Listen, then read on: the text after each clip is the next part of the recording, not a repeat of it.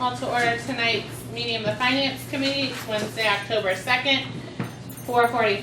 I'm Lauren McNally, 5th Ward City Council person and Chairwoman. To my right, Nate Pinkrick, 3rd Ward City Councilman. TJ Rogers, 2nd Ward Councilman. David Skolnick, Tribune Chronicle communicator. Dawn Turnish, Parks and Rec. Aaron Bishop, Health Department. Barry Johnson, Water Department. Gene Leeson, Water Department. Nikki Possibly, Chief of Staff, and CFA Director. Barry Finley, Fire Chief. Mike Gray, 4th Ward Councilman. Kyle Isaac, Finance. Basha Adams, 7th Ward Council and Committee Vice Chair. Stan Boney, WKBN. TJ Vadinger, WKBN. Nicole Epps Hardy, down in Youngstown. Brad Blackburn, Youngstown Police Department. Jonathan Huff, Civil Service. Mike Durkin, Code Enforcement Demolition. Karen Humphreys, Garden District Leader. Robin Dow Events. Chris Hurley, WFMJ TV. Dan from Suez Advanced Solutions. Jeff Molitano, Law Department. Kid Arbitrary Engineering. Brandy Parker, Program Manager, Veterans Haven, also citizen. John, do you want to state your name for the record? Yes, Jeff Limby, Law Department. Jennifer Ossinger, Assistant Clerk. Valencia Merrill, City Clerk. Okay. If Harry, under miscellaneous item number 2 here, if we do that one first, if you're okay with it, because Anita is running a little bit late, that way she's here for the legislation. I'm not sure how long your presentation is though, I don't know Not long time. at all. Okay, Not long at all. then we'll start with item number 3 here, under miscellaneous, Harry Johnson's presentation on water line cleaning. Mr. Chair, I appreciate, thank you, Council, for the opportunity to address you. Essentially what I wanted to do, give you guys more information about the legislation that I plan to introduce on October 16th. So what I did on the 27th, I generated a memo where I essentially condensed, some of the issues that we've been dealing with in the water department for at least the past 2 years, and some of the conversations G and I been having with our partner Suez regarding this issue in that particular memo. But I wanted to take it one step further and give an actual demonstration about the process, and also talk a little bit about some of the countermeasures that we put in place. Because in that particular memo, I stated that, and I'm talking specifically about the groundwater issues we've been having in our system in certain areas where we have a dead end. But the measures we put in place, we install automatic flushing hydrants. We are aggressively flushing, which we're still doing. We thought that over the long term, those solutions were untenable because they cost money. The hydrants are just dumping water, and just the cost for the flushing alone is costing us anywhere from $6,000 to $8,000 a month, and that's just the water. I'm not even talking about the individual that we have going out to these specific areas, flushing the affected areas. We can have that person doing some other things, some other work besides going out and flushing every day. But we want to make sure that the water is acceptable for our constituents. So it wasn't a difficult decision to make to say, hey, go there and flush. In some areas we said, hey, we need to flush every day, and there were a number of areas that we flushed 5 days a week. But essentially, the first thing I want to bring up is the action list, which is attached to the email that I sent you guys. And this is the same thing, except this is a little different. I changed mine because I added this gray complete. The yellow, those are the streets that we want to tackle this year as quickly as possible. That's the legislation that I plan to introduce on the 16th. We want to tackle those particular streets on the yellow. The blue are the areas where we're doing the work internally, where we're actually looping the services, taking one dead end and looping it into another dead end, so there's continuous flow. Now, the gray, we've already completed. Cuddy is done. We finished Republic to Park Vista, that was finished today. And then the next, and I call this my action list, the next location we're going to is Dryden. I talked to Louis, they're calling to have the area marked, and we'll probably start digging that one and looping that service in, so probably sometime beginning of next week. And then the green, of course, is our wish list for next year, but this is a list of the areas that are affected by some of the rust-colored brown water issues that we want to tackle. So that was one thing that was attached. And also attached to that email, I attached an overview about what the epoxy is. And I brought this is what it looks like. This is a 6-inch pipe that was cut where the epoxy was applied. You can see it cured to the line. Essentially, that's what it looks like. Now, what I'm gonna show you real quick here, this is footage from a local municipality, Lowville. They utilize the service, but essentially, this is what it's looking like. It's not pretty, but it has a happy ending, and that's why I need council's support to get into this happy ending. This is what it looks like.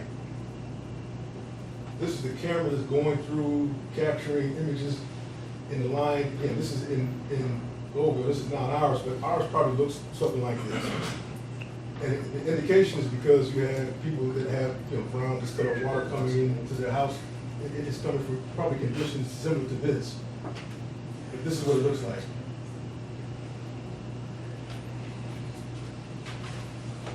Let me segue. And I'm going to show you these, and then you can ask questions if there's any questions.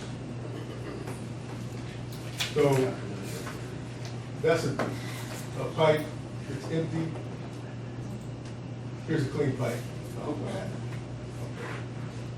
So this is after the same pipe. They went in and cleaned it, and you can see it's brought to almost its original form. So that's phase 2. The final phase, and that's why I have Dan here, Dan from Suez. He's our representative. And by the way, we're more than pleased with our relationship with him. This is what it looks like when this process is complete. Same pipe, camera going through, you can see it's coated, it's a clean pipe. So the legislation that I plan to introduce on the 16th will allow us to do this with those areas highlighted in yellow at a cost of about $370,000. Now, I had a short conversation with Councilman Nate. He said, well, that seems a little expensive.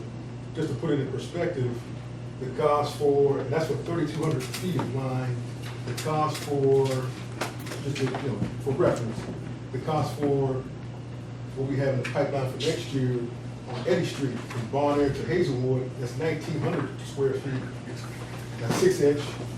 We anticipate that'll cost about $350. This cost is significantly less than a full replacement. And what it does, it shows that we're doing our best from the city's perspective to combat that issue, the brown water, and also it maintains the integrity of the pipe for a longer period. Now, I've read some quotes, 50 to 75 years, but the bottom line is not a waste of money. It shows goodwill for customers, and it also maintains the integrity of the pipe. It's a win-win situation at a significantly discounted rate. And the reason why we've already done some negotiating with Suez, some of the digging that's going to be involved in this process, we're going to do it. So to dig and expose the pipe, the city's going to do that particular work versus Suez.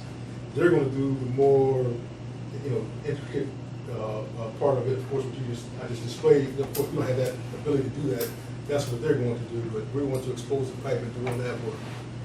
So in a nutshell, that's what I wanted to outline to council, and also what I brought.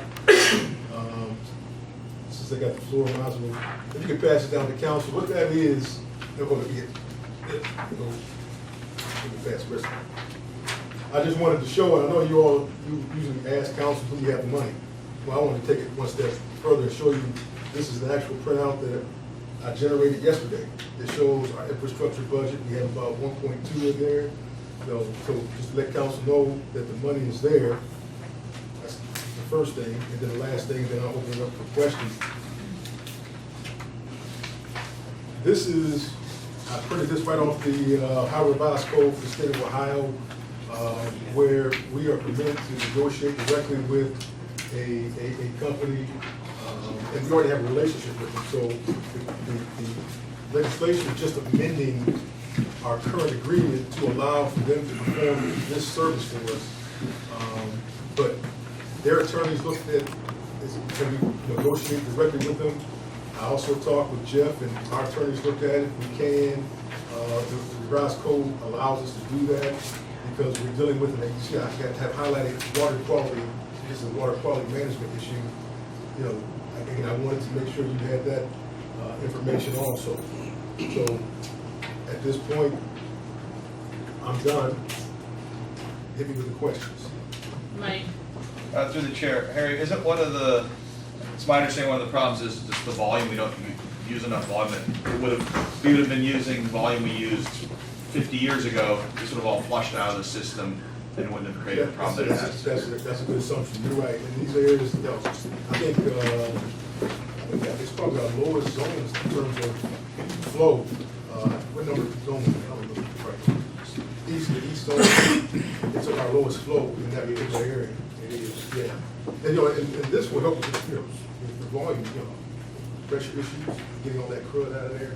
But to answer the question, yes. Yeah. Next question. Paula, go ahead. And the crud though is minerals, it's stuff that's in the water, it's just the buildup of that, it's not like there's bad stuff in the flow, it's not like our arteries. Right, correct. I'm glad you make that distinction. TJ?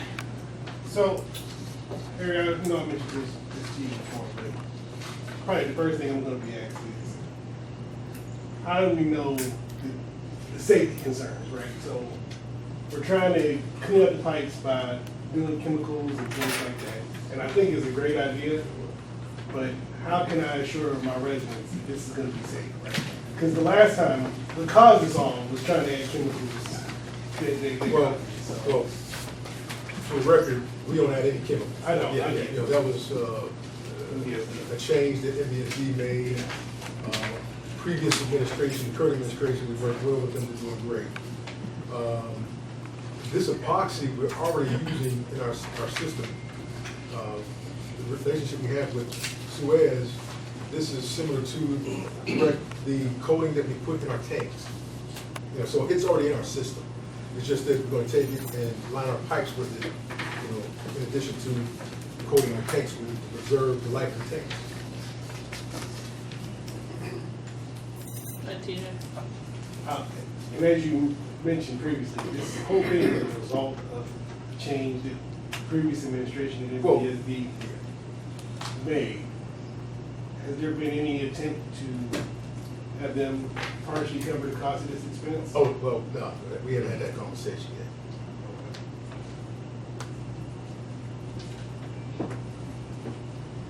Nothing else right now? Okay. Thank you, You're welcome. Harry. We'll move on. Back up to item number 2, our pending legislation. Under resolution, we have item number 1, which is the tax levies. I don't know if there's questions about this, or Kyle, I know this is just a yearly thing. Correct, through the chair. This is what is required by council so that we can set the sinking bond fund through the county. Those funds get forwarded to the city next year and are deposited to the city's debt service fund. And did we get any more money this year or less money from it? To the chair. Now, this is based on the appraised value of all of the assets in the city of Youngstown, being commercial, residential, and private. Those fluctuations are smoothed out through a formula, so as of late, the bond sinking fund has been receiving roughly $1.7 to $1.8 million a year that comes from those property tax collections. Unless we see a sizable change in the value of the infrastructure in the city, that amount won't change too often. It won't change very much year over year. Any other questions on it? Okay. Item number 2, under ordinances. Go ahead, Kyle. Yeah, I'll address that. This is requesting council give the Board of Control the authority to enter into a new lease agreement for 5 years for the clerk of council's office. We are replacing the current leased photocopier that we've had for 5 years. This new lease is actually going to cost us less year over year, so there's actually going to be a savings in the clerk of council's budget next year as a result of entering into this new arrangement for this new photocopier. Questions? Okay, item number 3, Kyle. Through the chair. We are requesting council give the administration the authority to create a new fund called the Self-Insurance Fund. This fund would be used to redirect premiums that are currently collected from employees and then used to pay our medical insurance and our dental vision coverage. Currently, we are a fully insured provider, meaning we each year council provides the authority for Board of Control to renew and we'll talk about just medical insurance, year-over-year medical coverage. And we negotiate with a provider and we ultimately come to an agreement on what they are going to charge us for premiums. So on a monthly basis, they charge us premiums. We collect those premiums from the employees, 10% of the premium cost, and then the city picks up the remaining 90%. And each month, we then pay the insurance company that is providing that coverage those premiums. On an annual basis, they pay our claim costs. And at the end of the year, because we are fully insured, the state of Ohio requires that Anthem, who we currently is providing us insurance, pay a 3% premium tax to the state. On top of that, they also request that when we negotiate that they build a markup into what they're potentially offering us for our medical coverage. So in essence, we are paying them to provide that service. What we are proposing to do, and we're going to do this over a number of years, we are proposing to move to self-insured, where instead of paying Anthem to charge us premiums, we will, in essence, charge ourselves the same premiums, set them aside on our books, and then on a monthly, well actually on a weekly basis, Anthem will still provide us that coverage, will then ask us to pay our claims directly. So instead of Anthem paying the claims with the premium that they're charging us, the city will pay its claims. We will, in essence, keep the same structure in place, but we will not have to pay the 3% tax to the state of Ohio, and there'll be no markup. All we will pay them to provide us for self-insurance, which is currently already built into our premium, is an admin fee. We will pay an admin fee per each type of coverage. So right now, we pay an admin fee for dental coverage. We pay an admin fee to Anthem for vision and for medical. And that admin fee is based on the number of employees, not the number of people that are covered by the insurance. So right now, if we have, say, 600 employees that are currently under medical, we on a monthly basis built into our premium that we pay at the end of each month, that is also rolled into that amount. That's all that will be charged monthly from Anthem when we move over to self-insured. And the reason we'll move over into self-insured is the savings that are going to be generated as a result of not having to pay that tax and not having to pay a markup. Our plan is to enter into this new arena by first looking at just dental and vision. In dental and vision, I think you need to take a step back and look at, okay, what have our claim costs been the last 3 years? Over the last 3 years, I'm just not going to tell you the dollar amount, but I'll tell you that the difference between each year, year over year, was less than $2,000.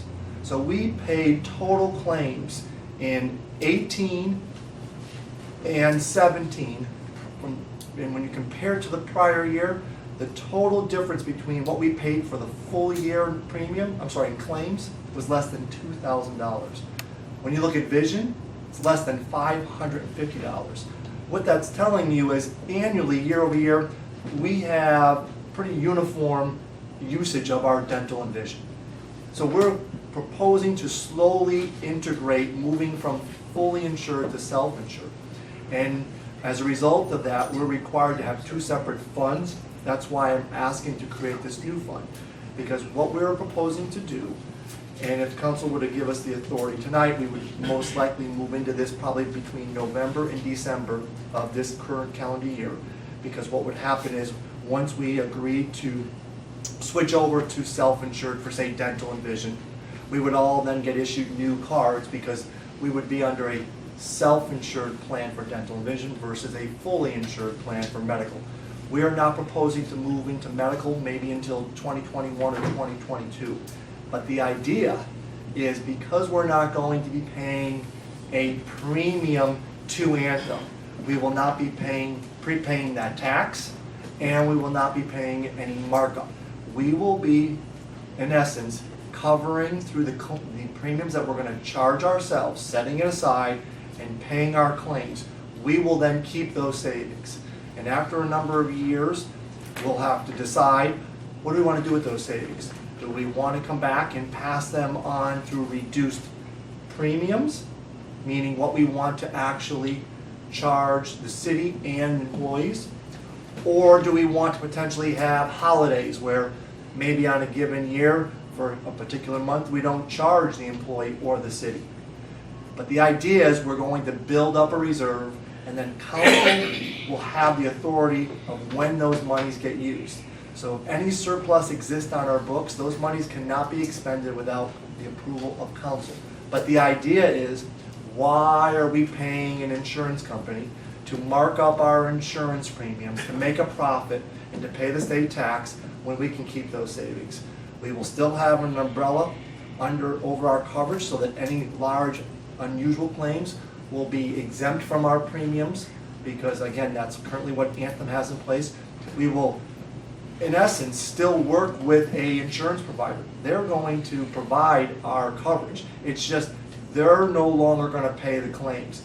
They're going to bill us on a weekly basis for those claims that they process on our behalf. And on our behalf, they'll charge us an admin fee. So we're requesting that you give us the authority to create that fund so we can potentially move dental and vision from fully insured to self-insured. Mike? Through the chair. So it's called self-insured, but we still, in essence, have a provider manage it for us from that side. So we would hand our insurance card to, when the city employee would hand their insurance card, it would be Anthem, it wouldn't be the City of Youngstown Insurance. They're still seeing that interface, but it's more on the back end how we manage it and avoid certain costs because we're now self-insured. Through the chair, that is correct. We would actually, next year, potentially look at getting bids from different insurance companies now that we're proposing to possibly look at 2021 going into self-insured.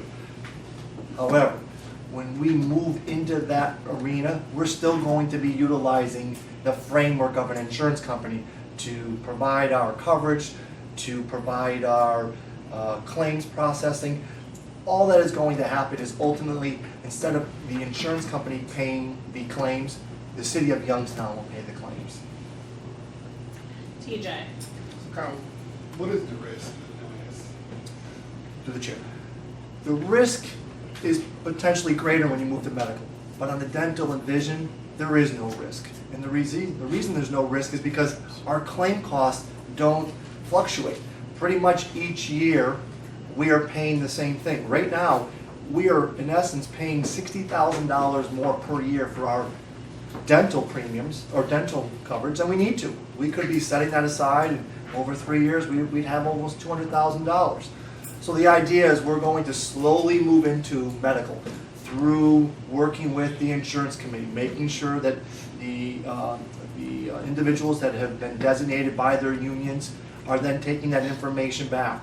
We'll also have our consultant come in and help to make sure that people appreciate and understand that nothing is changing other than the city's going to be paying the claims and not the insurance company.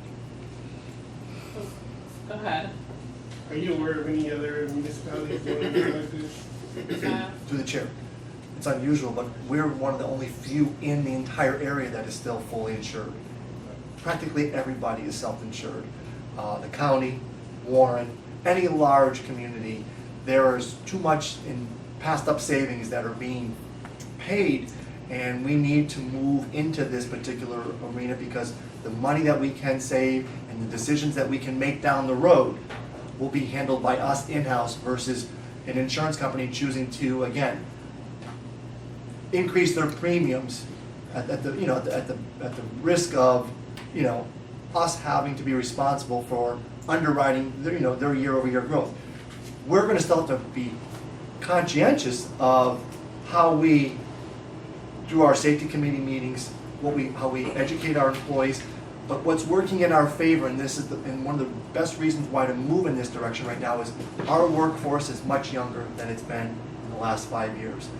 And we also have found that a lot of our employee demographics are changing dramatically, all in the right way to help us take on this risk versus postponing and hesitating to move forward now. This is the best time for us to switch over and to start, again, slowly integrating this into and seeing those savings grow and then making choices on how we want to use those savings. So what are those medical risks then that you said there were? Through the chair. Medical risks.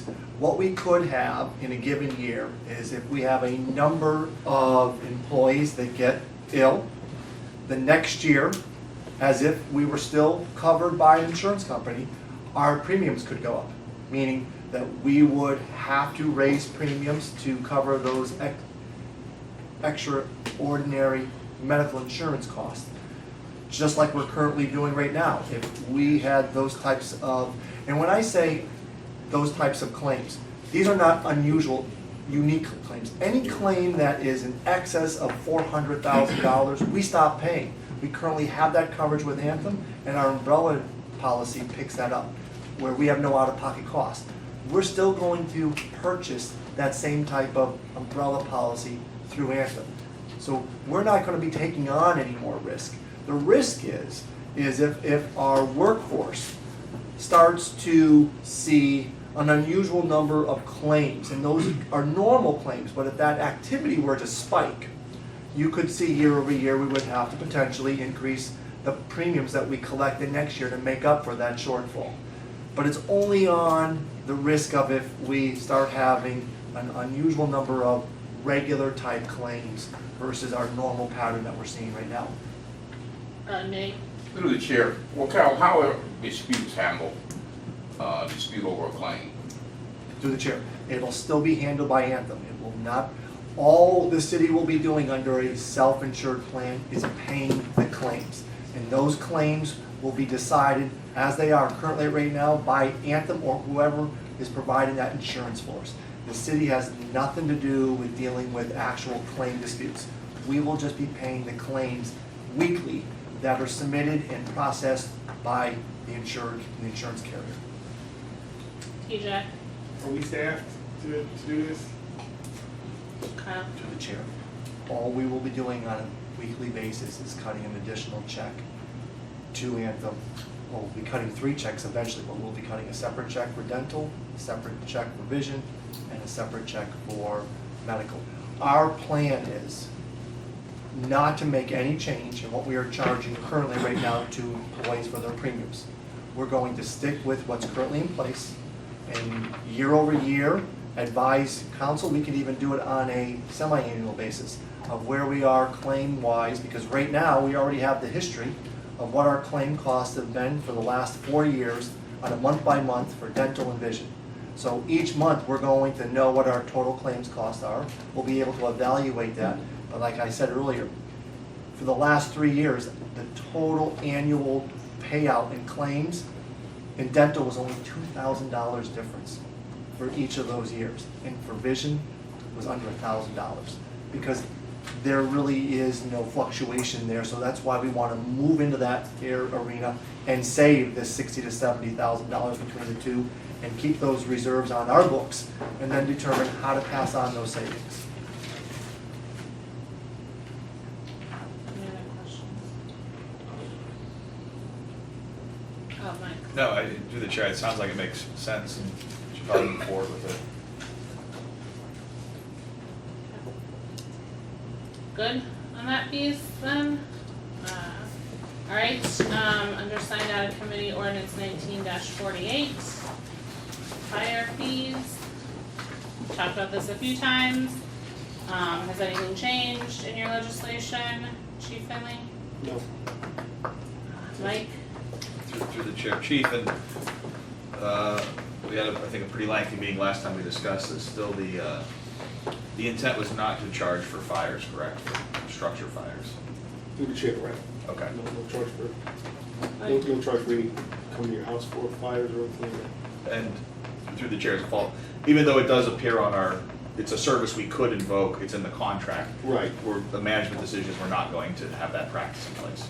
Through the chair, absolutely, and if you guys vote for this, you actually, we can pick and choose what we want to charge for and what we don't want to charge for. All they want to know from us is, you know, which way you want us to go, and that's all they'll do, nothing more, nothing less. Thank you. Julius? Thank you, through the chair. So at this time, Chief, this doesn't have any additional cost to the citizens of Youngstown or affect their insurance rates? No. Through the chair, no. It has no additional cost to us to have this company represent us for billing purposes. All they take is 20%. TJ? Chief, what would the process be if we decided in the future that we did want to collect for residential house calls, considering the fact that there will be no charge to our residents even if we did want to do that? What would the process be if we wanted to change? Just simply tell them that we want to start billing for this now. So we're passing this with everything in it, and then you're gonna decide, the administration's gonna decide, you know, what the final, what we're actually gonna charge for at the end. But through the chair, I thought we all were going to decide that. Mike? Through the chair, I think the legislation authorized it. Later, we can even pass a resolution or some kind of communication of what our understanding is, so then we're all in agreement. We can probably pass an additional piece that gives guidance of what we all agree to, and that would give you guidance to fall back on, then we're all very clear on that. Through the chair, I'm If fine with if that pleases the body. No more comments on it? Okay, there's nothing else on here, so I'll just take a motion. Through the chair, I would like to make a motion to forward resolution number 1, ordinances 2 and 3, and ordinance 19-48 to the council floor for consideration of passage. Second, Motion to adjourn. second, adjourned.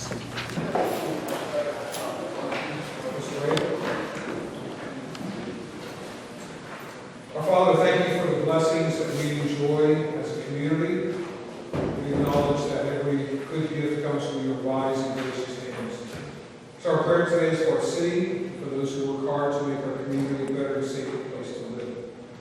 So in that regard, we pray for all those in uniform, for those who protect and serve, for those who are called out at all hours to meet whatever emergencies may arise. We confess before you our frailties, our failures, our prejudices, our tendency to take advantage of the weak and the marginalized. May our example be that of Jesus, who made himself of no reputation and took upon himself the form of a servant. Bless our city government, our leaders, and all who have been placed in positions of service, give them the grace to perform the tasks to which they have been called. In your name we pray. Amen. Amen.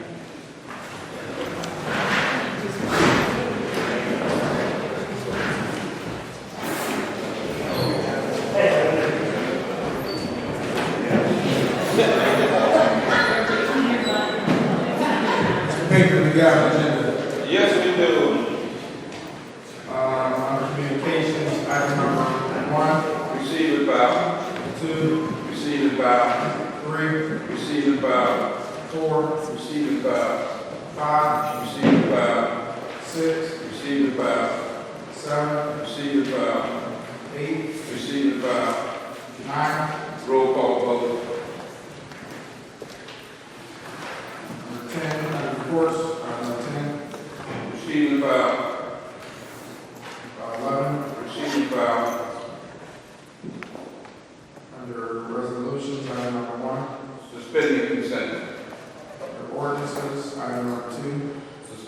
consent. 3, Suspending consent. 4, Suspending consent. under sign out of committee, ordinance 19-48, Separate vote. ordinance 19-241, Suspending consent. under public hearing, ordinance 19240. Public hearing set for Monday, October 28, 2019 at 2:30 p.m.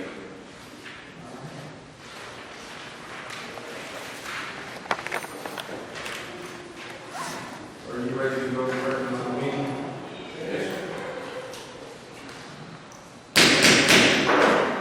This meeting on Wednesday, October 2nd, 2019 is now called to order. Clerk, call the roll. Adamsack. Here. Davis. Here. McNally. Here. Oliver. Here. Pinker. Here. Gray. Here. Rogers. Here. Kitchen. Here, stand for the pledge.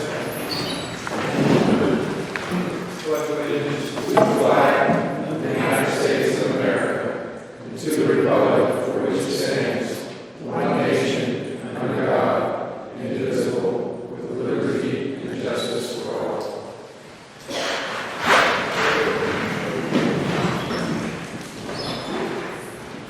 Speaker, is there a motion to dispense with the reading of the minutes for the meeting on September 18th, 2019? Mr. President, I would like to motion to dispense with the reading of the minutes for September 18, 2019 and approve the journal. Second. Motion carries. Under communications and reports, item number 1, Mr. Pinker. Mr. President, I would like to make a motion to move items number 1 through 11 be received and filed by INS and Planning Commission granting letters when necessary. Second.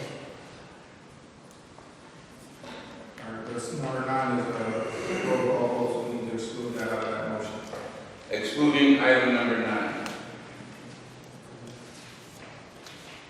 Second. Under communications, that motion is carried. Under communications, item number 9, Mr. Pinker. Oh, I'm sorry, Mrs. Valencia, clerk. Adamsack. Yes. Davis. Yes. McNally. Yes. Oliver. Yes. Pinker. Yes. Gray. Yes. And Rogers. Yes. 7 yeas for Halloween to be Thursday, October 31st, 2019, from 5:30 to 7:30. Communication number 9 is approved. Under resolutions, item number 1. Accepting the amounts and rates as determined by the Budget Commission and authorizing the necessary tax levies and certifying them to the county auditor. Mr. Pinker. Mr. Springer, I move, Mr. President, I move to suspend the rules of council and place resolution item number 1 before council for passage pursuant to the consent agenda. Second. Roll call suspension. Adamsack. Yes. Davis. Yes. McNally. Yes. Oliver. Yes. Pinker. Yes. Gray. Yes. Rogers. Yes. 7 yeas for the suspension. The rules of council have been suspended. Are there any further remarks? Roll call on the passage. Adamsack. Yes. Davis. Yes. McNally. Yes. Oliver. Yes. Pinker. Yes. Gray. Yes. Rogers. Yes. 7 yeas for the passage. Resolution number 1 has been passed. Under ordinances, item number 2. Authorizing the Board of Control of the City of Youngstown to enter into a new lease agreement with Delaney Land Financial Services. Mr. Pinker. Mr. President, I move to suspend the rules of council and place ordinances item number 2 through 4 and ordinance number 19-241 before council for passage pursuant to the consent agenda. Second. Roll call on suspension. Adamsack. Yes. Davis. Yes. McNally. Yes. Oliver. Yes. Pinker. Yes. Gray. Yes. Rogers. Yes. 7 yeas for the suspension. The rules of council have been suspended. Are there any remarks or questions? Roll call on passage. Adamsack. Yes. Davis. Yes. McNally. Yes. Oliver.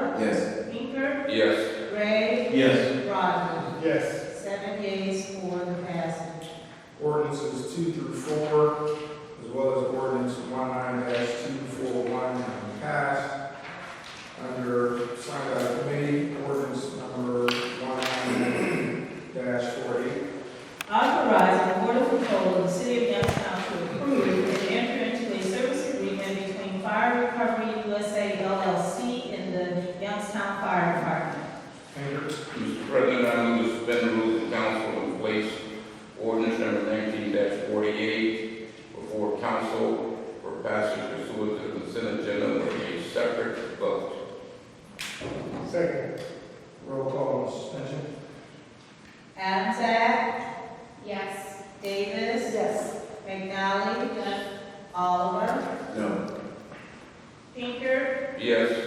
Gray, Yes. and Rogers. Yes. 6 yeas, 1 nay. The rules of council have been suspended. Roll call passage. Any remarks? Roll call passage. Adams Act? No. Davis? Yes. McNally? No. Oliver? No. Pinker? Yes. Gray? Yes. And Rogers. Yes. 4 yeas, 3 nays. Ordinance 19-40 has been passed. Under public hearing, ordinance 19-240.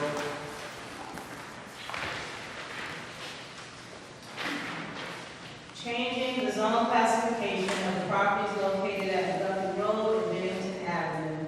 Pinker? Public hearing set for Monday, October 28, 2019, at 2:30 p.m. Second.